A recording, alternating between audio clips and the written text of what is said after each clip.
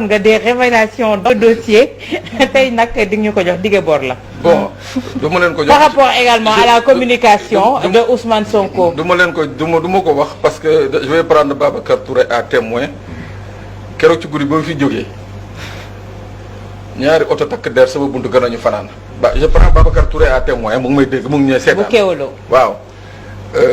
ñaari oto takk der sama buntu kër nañu fanaan. aywa bu ragal takk non ragaluma déedéet non ragaluma mais xam nga tamit dañu nekk ci réew.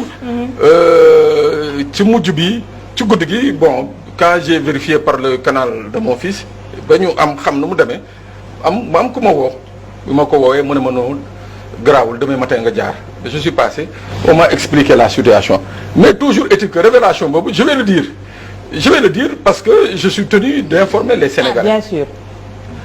xam nga lan moo yéeme ci affaire bi l'histoire le 2 la am. le 2 n'est-ce pas. Yeah. le 3 la xale bi porté plainte. mais le 2 il y a une fiche d'information bi nga xam ne jógee na dans un service stratégique dem ci cabinet ministre ñiy wax ci mbir moomu. te plainte amagul. waaw.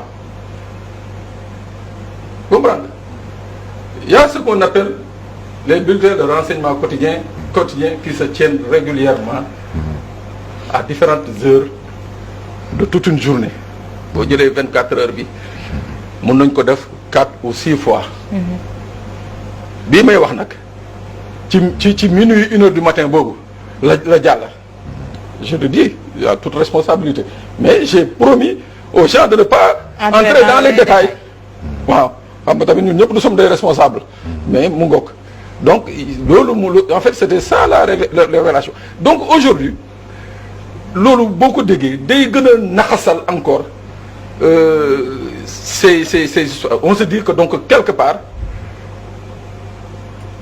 très tôt les gens avaient été informés de cette affaire donc pourquoi être informé de cette affaire justement à cette heure-là alors que rien d'officiel aucun acte officiel n'a été posé.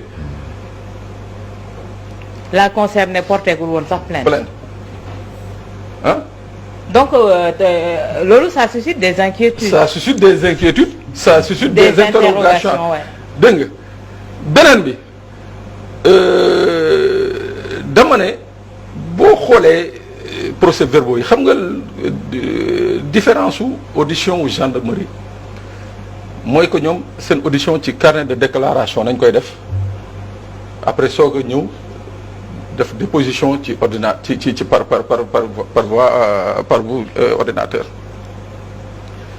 keroog dama ne fii il y a beaucoup de choses que la gendarmerie a préféré taire te loolu nag je crois que Ousmane Sonko bu bëggee li ko jàppale mooy que ces avocats là n'ont qu'à tout faire pour aller au cœur de ce cahier de déclaration bu boobaa je crois que dana leen permettre au moins ñu am ay éléments pour mën a étayer ce qu'ils sont en train de dire mooy ce fameux complot là.